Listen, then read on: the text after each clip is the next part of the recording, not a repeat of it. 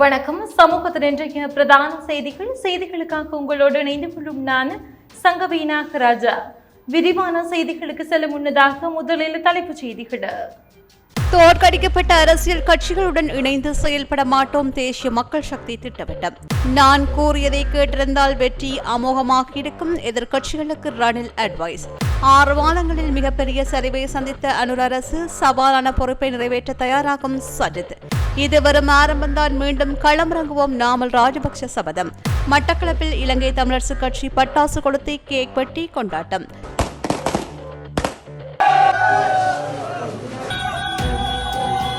தடுமாறும் தலைநகரம், பெரும்பான்மையின்றி தவிக்கும் கட்சிகள், ஆட்சிக்கு பலத்த போட்டி. முன்னாள் அமைச்சர் கேகலிய ரம்புக்குல அதிரடியாக கைது. வழிபாட்டுக்காக சென்ற தமிழரசு கட்சி வேட்பாளர்களை தடுத்த போலீசாரால் பதட்டம். ஸ்ரீதரன் எம்பி அதிரடி நடவடிக்கை. ஒரு குண்டு குண்டு துப்பாக்கி ஒண்ணு மில்லியன் கோயிலுக்கு போற வாரம் இல்லையா?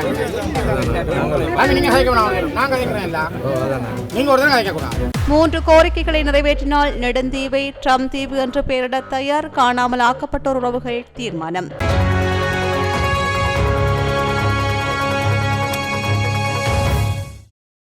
தேசிய மக்கள் சக்தி அரசாங்கத்திற்கு ஊழல் இல்லாத தேசிய சீர்திருத்த திட்டத்தை தொடர ஒரு ஆணை வழங்கப்பட்டுள்ளதாக மக்கள் விடுதலை முன்னணியின் பொதுச் செயலாளர் டில்வின் சில்வா தெரிவித்தார். தனியொரு கட்சியாக என்பிபி தெளிவான மற்றும் முன்னணி வெற்றியை பெற்றுள்ளது என்றும் இது சிறப்பு வாய்ந்தது என்றும் அவர் கூறினார். அதிகாரங்களை நிறுவுவதற்கு சுயாதீன குழுக்களுடன் இணைந்து செயல்பட என்பிபி தயாராக உள்ளது. ஆனால் வாக்காளர்களால் நிராகரிக்கப்பட்ட பிற அரசியல் கட்சிகளுடன் கூட்டணி அமைக்காது என்றும் அவர் கூறினார். முன்னணி கட்சியாக எங்களுக்கு ஆட்சி செய்ய உரிமை உண்டு என்றும் அவர் தெரிவித்தார். 2025 உள்ளூராட்சி தேர்தலில் கட்சி பெற்ற வெற்றிகளை குறிப்பிட்டு பொதுமக்கள் என்பிபி மீதான நம்பிக்கையை மீண்டும் உறுதிப்படுத்தியுள்ளார்கள் என்றார். 2018 ஆண்டு நடைபெற்ற உள்ளூராட்சி தேர்தலில் பொதுஜன பெரமுன வாக்குகளில் ஆதிக்கம் செலுத்தியதை விட 2025 ஆண்டு உள்ளூராட்சி தேர்தலில் என்பிபி அதிக வாக்குகளை பெற்றது என்றும் அவர் தெரிவித்தார். தான் அறிவுறுத்தியபடி எதிர்க்கட்சிகள் ஒன்றிணைந்து சபைகளில் கூட்டணியாக போட்டியிட்டிருந்தால் 50 முதல் 100 எண்ணிக்கையிலான இடங்களை வென்றிருக்க முடியும் என முன்னாள் ஜனாதிபதி ரணில் விக்ரமசிங்க கூறினார். உள்ளூராட்சி தேர்தல் முடிவுகள் குறித்து ஊடகங்களுக்கு கருத்து தெரிவித்த முன்னாள் ஜனாதிபதி ரணில் விக்ரமசிங்க மேலும் தெரிவிக்கையில், குறிப்பாக கொழும்புக்கு இதுபோன்ற ஒன்றை செய்திருக்க வேண்டும். தான் சொன்னது போல் எதிர்க்கட்சிகள் ஒன்றுபடாதால் மக்கள் பிளவுபட்டுள்ளார்கள் என்றார். 5 ஆண்டுகளுக்கு பிறகு நாங்கள் யானை சின்னத்தின் கீழ் போட்டியிட்டோம். இதை ஒரு தொடக்கமாக கருதலாம். சில பகுதிகளில் முடிவுகள் நன்றாக உள்ளன. நாம் திருப்தி அடையலாம். இப்போது ஐக்கிய தேசிய கட்சி வேலை செய்ய வேண்டும். இப்போது எதிர்க்கட்சிகள் ஒன்று கூடி மக்களுக்கு ஏதாவது ஒரு திட்டத்தை அறிமுகப்படுத்த வேண்டும். நான் தேர்தல் பிரச்சார பணிகளில் பங்கேற்கவில்லை. இது இளம் தலைவர்களிடம் ஒப்படைக்கப்பட்டது. இது ஒரு பரீட்சார்த்த நடவடிக்கை. இதில் நல்ல விடயங்களும் உள்ளன, தோல்விகளும் உள்ளன. தற்போது நம்மிடமுள்ள பலத்தை கொண்டு எப்படி முன்னேறுவது என்பது பற்றி சிந்திக்க வேண்டும் என்று தெரிவித்தார். அவமானங்கள், அச்சுறுத்தல்கள், சேறு பூசும் வார்த்தைகள், சதித்திட்டங்கள் மற்றும் சவால்களுக்கு மத்தியில் ஐக்கிய மக்கள் சக்திக்கு வாக்களித்து ஆதரித்த மக்களுக்கு எனது நன்றியை தெரிவித்துக் கொள்கின்றேன் என எதிர்க்கட்சி தலைவர் சஜித் பிரேமதாஸ் தெரிவித்துள்ளார். இன்று விசேட அறிக்கையை முன்வைத்து கருத்து தெரிவிக்கையில் எதிர்க்கட்சித் தலைவர் சஜித் பிரேமதாசா இவ்வாறு தெரிவித்தார். மேலும் அண்மையில் நடந்த ஜனாதிபதி மற்றும் பொதுத் தேர்தல்களில் 2 பெரும் மக்கள் ஆணைகளை பெற்ற இந்த அரசாங்கம் 6 மாதங்கள் என்ற குறுகிய காலத்தில் மிகப்பெரிய சரிவை சந்தித்துள்ளது. எதிர்க்கட்சியைச் சேர்ந்த சகல தரப்பினர்களையும் ஒன்றிணைத்துக் கொண்டு செயல்பட வேண்டும் என்ற செய்தியை நாட்டு மக்கள் இந்த தேர்தலினூடாக முன்வைத்துள்ளனர். ஜனாதிபதி தேர்தலை கையாண்டது போலவே இந்த உள்ளூராட்சி தேர்தலையும் ஜேவிபி கையாண்டது. தேர்தலுக்காக மதத்தை கூட இவர்கள் பயன்படுத்தினர். பொய்களுக்கு முற்றுப்புள்ளி வைத்து பொய்களை முறியடித்து உண்மையான பலம் வாய்ந்த மக்கள் சேவைக்காக எதிர்க்கட்சி சேர்ந்த சகல தரப்புகளும் ஒன்றிணைய வேண்டும் என்ற பொதுமக்களின் கருத்தின் அடிப்படையில் இந்த சவாலான பொறுப்பிற்கு தலைமை வழங்க ஐக்கிய மக்கள் சக்தி தயாராக உள்ளது என்றும் எதிர்க்கட்சி தலைவர் மேலும் தெரிவித்தார். இது வரும் ஆரம்பம். உண்மையான தலைமையின் மீதான நம்பிக்கையை மீண்டும் கட்டியெழுப்பவும் மீட்டெடுக்கவும் நாங்கள் தொடர்ந்து பணியாற்றுவோம் என ஸ்ரீலங்கா பொதுஜன பெரமுனவின் தேசிய அமைப்பாளரும் நாடாளுமன்ற உறுப்பினருமான நாமல் ராஜபக்ச தெரிவித்துள்ளார். நடைபெற்று முடிந்த உள்ளூராட்சி தேர்தல் முடிவுகளை தொடர்ந்து அவர் எக்ஸ் தளத்தில் பதிவொன்றையிட்டு இதனை தெரிவித்தார். குறித்த பதிவில் அவர் மேலும் தெரிவிக்கையில், கடந்த 6 மாதங்களில் ஸ்ரீலங்கா பொதுஜன பிரமுன மீண்டும் ஒன்றிணைந்து எங்கள் கொள்கைகளுக்கு உண்மையாக இருப்பதன் மூலம் உத்வேகம் பெற்றுள்ளது. சிலர் பொய்யான வாக்குறுதிகளை நம்பியிருந்தாலும் மக்களை முதன்மைப்படுத்துகின்ற நேர்மையான கொள்கை ரீதியான அரசியலுக்கு நாங்கள் உறுதியாக இருக்கின்றோம். எங்களுடன் நின்ற அனைவருக்கு நன்றி. இதுவரும் ஆரம்பம். உண்மையான தலைமையின் மீதான நம்பிக்கையை மீண்டும் கட்டியெழுப்பவும் மீட்டெடுக்கவும் நாங்கள் தொடர்ந்தும் பணியாற்றுவோம் என்று பதிவிட்டுள்ளார். வழிபாட்டுக்காக சென்ற தமிழரசு கட்சி வேட்பாளர்களை தடுத்த போலீசாரால கிளிநொச்சி புனித திரேசால ஆலயத்திற்கு முன்பாக பதற்றம் ஏற்பட்டது.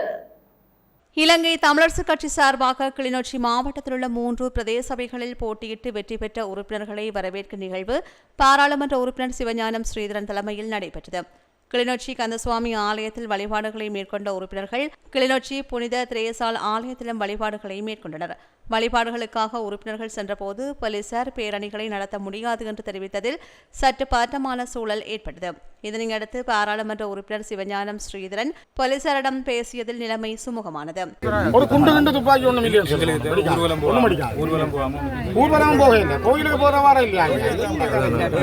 நீங்க கதைக்கணும், நான் கதைக்கிறேன் இல்ல, நீங்க ஒரு தடவை கதைக்க கூடாது.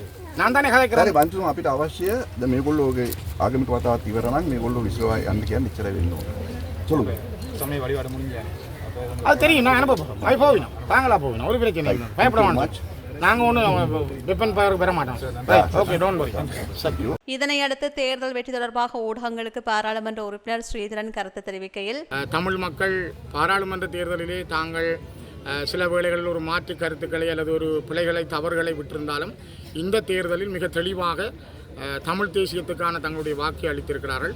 ஆகவே வடக்கு கிழக்கு மக்கள் என்பது அவர்களுக்கான ஒரு அரசியல் அபிலாஷை உண்டு.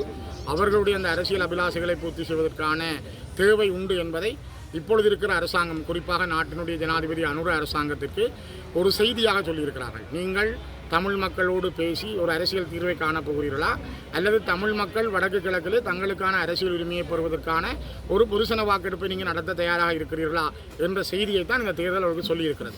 சமாதானம் பற்றியும் அதிகார பகிர்வுகள் பற்றியும் மெத்தன போக்கோடும் அது பற்றிய தூரநோக்கு சிந்தனையும் இல்லாமல் இருக்கிற அரசாங்கத்திற்கு இந்த தேர்தல் வடக்கு கிழக்கு தமிழ் மக்களால் அரசியல் தீர்வு என்பது எவ்வளவு முக்கியமானது. எங்களுக்கு நடந்தது இனப்படுகொலை, எங்கள் மக்கள் மீது புரிந்த போர்க்குற்றங்கள், மனித குலத்துக்கு எதிரான குற்றங்களுக்கான நீதி விசாரணை, இவற்றுக்கான ஒரு நேர்மையான இதய சுத்தியுடன் கூடிய பொறுப்பு கூறலை இந்த அரசாங்கம் தர தவறினால் அவர்களுக்குரிய பாடம் கற்பிக்கப்படும் என்ற செய்தியை வடக்கு கிழக்கில் நடைபெற்றிருக்கிற ஊராட்சி மன்ற தேர்தல் மிக தெளிவாக சொல்லியிருக்கிறது.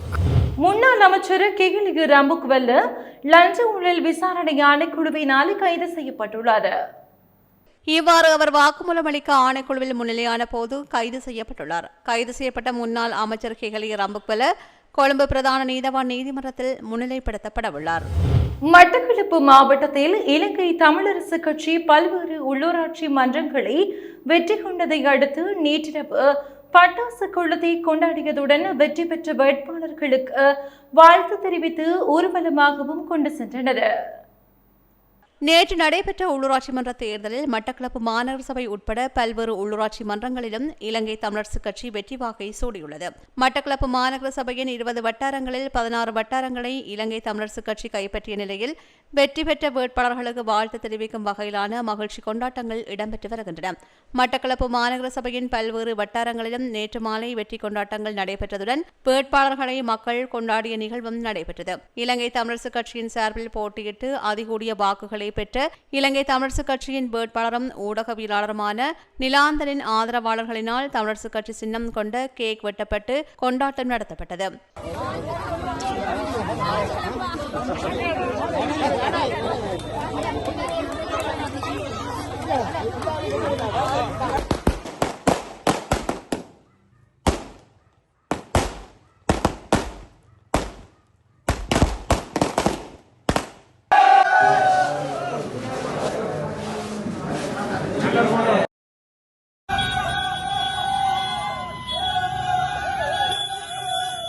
இதேவேளை இலங்கை தமிழரசுக் கட்சி சார்பாக மூதூர் பிரதேச சபையில் கிளிவட்டி வட்டாரத்தில் போட்டியிட்டு வெற்றி பெற்ற மதியழகனுக்கு நேற்றிரவு வட்டார மக்களால் அமோக வரவேற்பு அளிக்கப்பட்டது. இதன்போது வெற்றி பெற்ற மதியழகன் மாலை அணிவிக்கப்பட்டு பட்டாசு கொளுத்தி ஆதரவாளர்களால் பேரணியாக அழைத்து வரப்பட்டார்.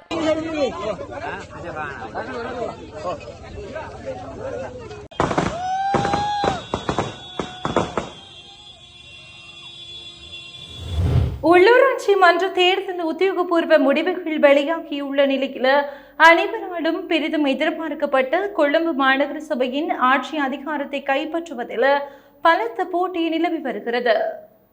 கொழும்பு மாநகர சபையின் பெரும்பான்மையை எதிர்க்கட்சிகள் கைப்பற்றியுள்ளன. 117 உறுப்பினர்களை கொண்ட கொழும்பு மாநகர சபையில் 48 உறுப்பினர்களை தேசிய மக்கள் சக்தி கைப்பற்றியுள்ள நிலையில் எதிர்க்கட்சிகள் அனைத்தும் பெரும்பான்மைக்கு தேவையான 69 உறுப்பினர்களை பெற்றுள்ளன. எவ்வாறாயினும் பிரதான எதிர்க்கட்சியான ஐக்கிய மக்கள் சக்தி 29 உறுப்பினர்களை வென்றுள்ளதோடு ஆட்சி அமைப்பதற்காக ஏனைய கட்சிகளின் உதவியை நாட வேண்டியுள்ளது. அதேபோன்று 48 உறுப்பினர்களை கொண்டுள்ள தேசிய மக்கள் சக்திக்கும் கொழும்பு மாநகர சபையின் ஆட்சியை கைப்பற்ற ஏனைய கட்சிகளின் ஒத்துழைப்பு அவசியமாக உள்ளது. எனவே தற்போது பெரிதும் பேசுபொருளாகியுள்ள கொழும்பு மாநகர சபையின் ஆட்சி அதிகாரத்தை கைப்பற்றப் போகும் கூட்டணி எது என்பதை அறிவதற்கு அனைவரும் ஆர்வத்துடன் உள்ளனர். இதேவேளை கொழும்பு மாநகர சபையில் புதிய நிர்வாகத்தை ஐக்கிய மக்கள் சக்தி மற்ற கட்சிகளுடன் இணைந்து அமைக்கும். அதே நேரத்தில் புதிய மேயர் எங்கள் கட்சியைச் சேர்ந்தவராகவே இருப்பார் என்று ஐக்கிய மக்கள் சக்தியின் பொதுச் செயலாளர் ரஞ்சித் மதும பண்டார தெரிவித்தார். இன்றைய தினம் எதிர்கோட்டையில் அமைந்துள்ள ஐக்கிய மக்கள் சக்தியின் தலைமை காரியாலயத்தில் ஊடகங்களுக்கு அவர் இதனை தெரிவித்தார். பெரும்பான்மையை பெறாத பிற உள்ளூராட்சி மன்றங்களிலும் மற்ற எதிர்க்கட்சிகளுடன் இணைந்து பணியாற்ற தனது கட்சி தயாராக இருப்பதாக அவர் மேலும் தெரிவித்தார். முன்னாள் ஜனாதிபதி மஹிந்த ராஜபக்ச சுகையினம் காரணமாக உள்ளூராட்சி சபை தேர்தலில் வாக்களிப்பதற்கு செல்லவில்லை என தெரிவிக்கப்படுகிறது.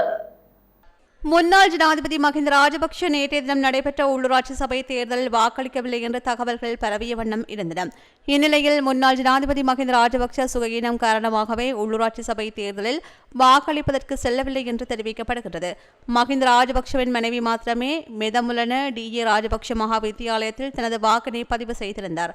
மஹிந்த ராஜபக்ஷ சுகையினம் காரணமாக அண்மையில் வைத்தியசாலையில் சிகிச்சை பெற்ற நிலையில் வைத்திய ஆலோசனைகளின்படி வீட்டில் ஓய்வெடுத்து வருவதாக தெரிவிக்கப்படுகின்றது. தமிழர் தாய்க்கு காணாமல் ஆக்கப்பட்டோர் சங்கத்தினரால் முன்னெடுக்கப்பட்டு வரும் போராட்டம் இன்றுடன் 3000 நாளை எட்டியுள்ள நிலையில் கவனஈர்ப்பு போராட்டம் ஒன்று வவுனியாவில் இடம்பெற்றது.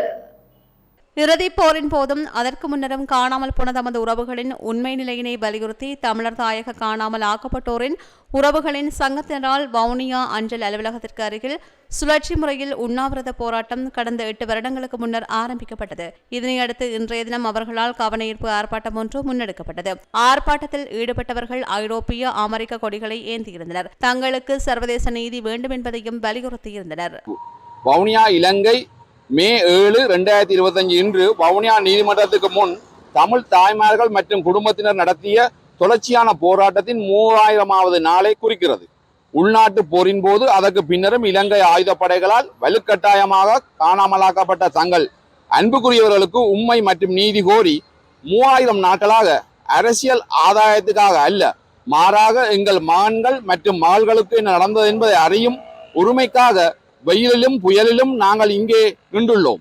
எங்கள் போராட்டம் காணாமல் ஆக்கப்பட்டவர்களுக்கு மட்டுமல்ல, அது சிங்கள அரசால் ஆதரிக்கப்படும் இனப்படுகொலை, ஒடுக்குமுறை மற்றும் எங்கள் தாயக ஆக்கிரமிப்புக்கு எதிரானது.